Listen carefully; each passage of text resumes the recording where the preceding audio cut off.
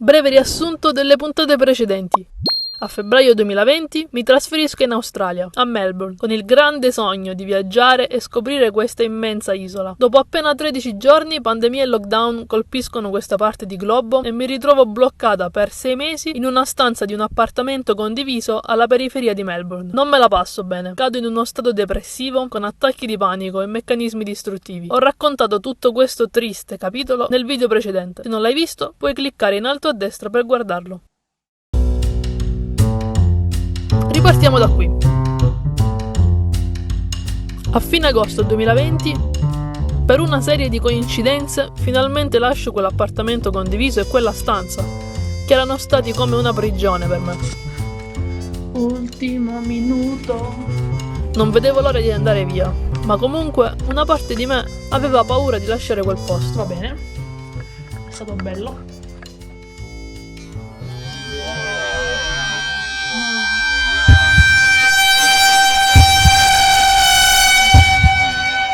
Perché lasciare la comfort zone, qualunque essa sia, ciao casa, non è mai facile. Mi trasferisco nel centro di Melbourne, finalmente. Mi aveva sempre affascinato vivere le sensazioni della grande città, di Melbourne in particolare, e proprio quella era stata la ragione principale per cui mi ero trasferita in Australia 6 mesi prima. Ora, ricordiamoci di questo dettaglio, perché sarà importante nelle puntate future. Quindi mi sposto dalla periferia al centro città e vado a vivere in un ostello che mi offre alloggio gratis in cambio di lavoro nell'ostello stesso.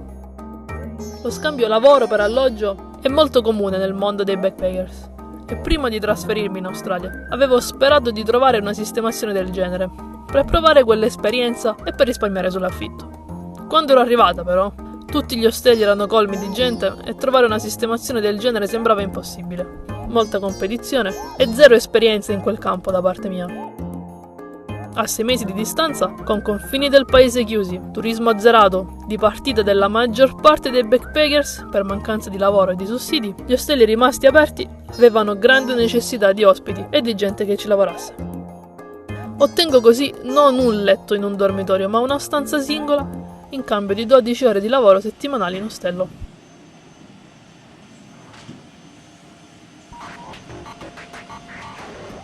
Le giornate iniziano a diversificarsi molto rispetto ai mesi precedenti. Che sia pulire stanze o pulire frighi o stare in reception, finalmente ho qualcosa da fare.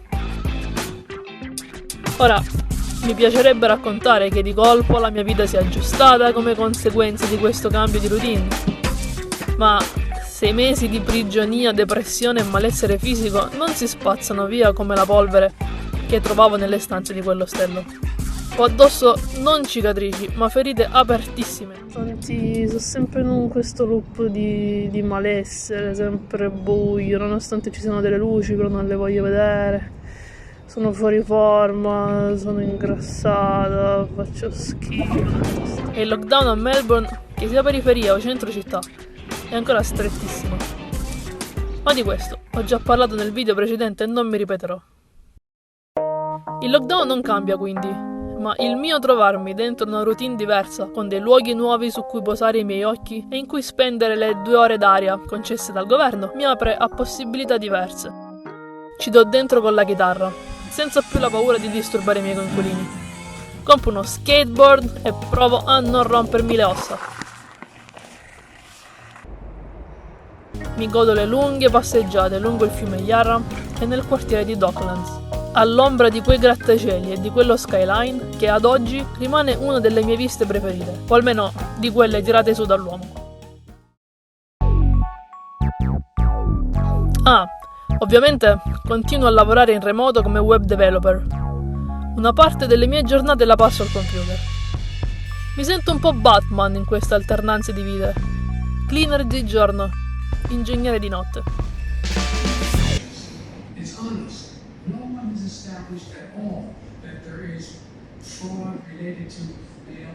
Non è solo il lockdown, la mancanza di certezze, la polizia disseminata in città che mi crea ansia.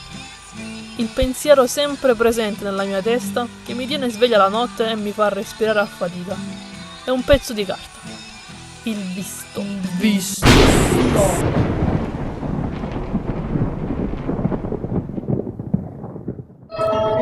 Momento spiegone. I visti in Australia. Premessa: la situazione dei visti in Australia cambia velocemente ed è diversa a seconda di molte variabili, come il paese di provenienza, età, storico di visti precedenti, eccetera. Mi limiterò a spiegare lo scenario che era valido a settembre 2020 per me, quindi individuo con passaporto italiano con meno di 30 anni. Dunque, prima del Covid, cittadini italiani possono entrare senza problemi in Australia e rimanerci per un massimo di 3 mesi con un visto turistico. Facile, lineare. Prima del Covid, se sei italiano e hai meno di 30 anni e vuoi rimanere per più di 3 mesi, puoi applicare per un visto Working Holiday. Con questo puoi rimanere per 12 mesi in Australia, entrare ed uscire dal paese senza limitazioni e avere anche diritto a lavorare. Questo visto specifico si può rinnovare per un secondo anno se durante il primo anno di permanenza si lavora per almeno 88 giorni, 3 mesi, in settori e in zone geografiche definite dal governo. Principalmente i settori sono quello agricolo e dell'allevamento, le cosiddette farm, e le zone vengono definite regional, diciamo lontane dai grandi centri urbani. E questo è il visto che ho io e con il quale entro in Australia a febbraio 2020, pre-Covid. Durante il Covid, i visti turistici non vengono più erogati, e ci sta. Visti Working Holiday non vengono più erogati. Per farla breve, i confini sono chiusi, salvo alcune rarissime eccezioni. Con nessun tipo di visto si può entrare. Cambiano anche le regole per uscire dal paese. Se esci dai confini, anche se sei australiano di nascita, non rientri più. Serve aggiungere un altro pezzo al puzzle di quel periodo, sul quale potrei scendere nei dettagli, ma lascerò che si intuisca.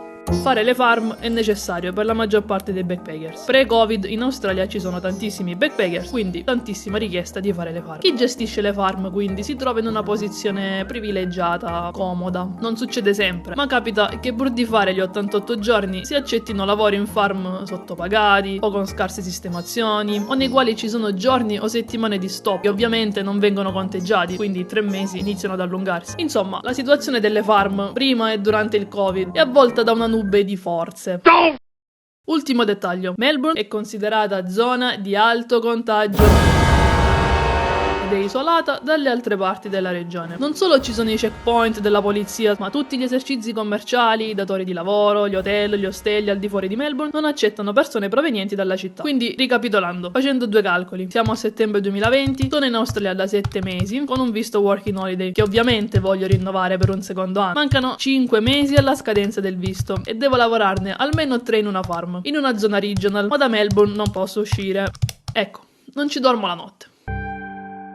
I giorni passano. Controllo costantemente siti internet e gruppi Facebook per cercare annunci di lavoro. Devo trovare una farm e farlo il prima possibile, perché anche se ho 2 mesi in più, qualcosa può sempre andare storto. Il 7 ottobre trovo un annuncio di lavoro di una farm a Phillip Island, in zona regional, dove accettano anche persone provenienti da Melbourne e forniscono un documento lascia passare nel caso si venga fermati dalla polizia. Mi metto subito in contatto con il manager della farm, che mi rassicura sui miei dubbi e mi chiede di iniziare a lavorare dal lunedì successivo, quindi in 4 giorni. La situazione sembra ok, ma non sono tranquilla. Non sono mai uscita dalla città, non ho molti dettagli sul lavoro, ho solo sentito parlare delle farm, ma non so cosa mi aspetta. Non ho ancora un posto in cui stare. Ogni cosa sembra difficile, piena di ostacoli, di pericoli. Mi sento minuscola, ma è stata un'impresa trovare questa farm e non so se mi capiterà un'altra occasione. Quindi mi faccio coraggio e inizio a pianificare come arrivare a Phillip Island. Dopo 1 mese e mezzo devo lasciare questo ostello, che ormai è diventata casa per me e sicuramente più pulito di come l'ho trovato. Ma è tempo di andare. Ciao stanza, mi sei piaciuto un sacco. Fra 4 giorni devo cambiare città. Una mattina ho aperto le tende, ho visto questa vista. Questa è tutta la mia roba attualmente. Ho 2 zaini, un po' di scarpe e qualcuna verrà buttata. Skateboard, nuovo arrivo, eversivi, 2 giubbotti, 1 zaino, la chitarra, computer, lo schermo, pigiama. Ci sono dei vestiti là sopra e qualche altra cosa che pure sparirà. Qualcosa deve sparire perché c'è un po' tanta roba. Without adult supervision.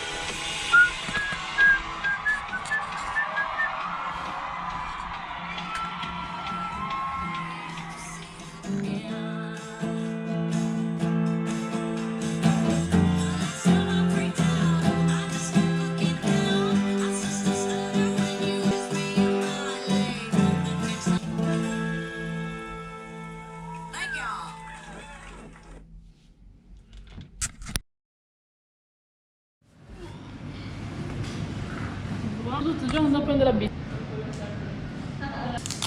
E in pandando vado a tanto.